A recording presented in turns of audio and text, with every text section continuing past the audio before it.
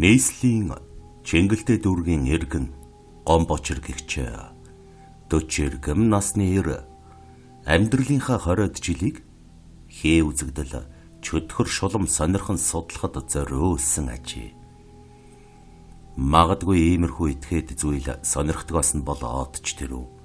Мань хүнийг анхарсан хинч тархинда жаахан сумтай нөхрөө хэмээн бодохоор.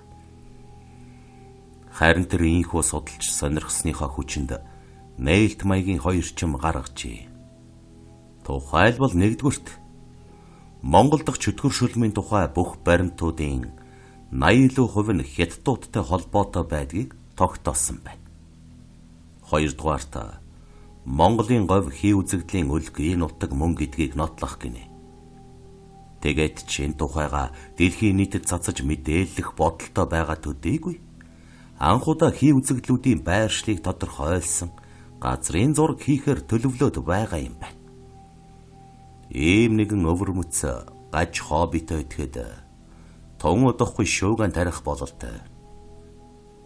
Яахаараа Монголын говь хий үзэгдлүүдийн өлгий байдаг билээ хэмээн түүнээс сонирхмал. Энэ их учиртай юм билээ. Анхандаа би өөрөө ч их гайхдаг байсан.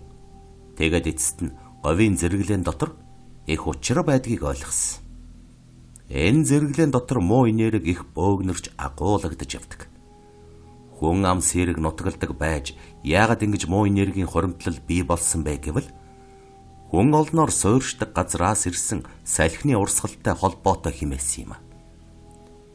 Ер нь Гомбочиргаан ярьсан хэлснийг бодоод байвал үнний орт чим шиг санагдана.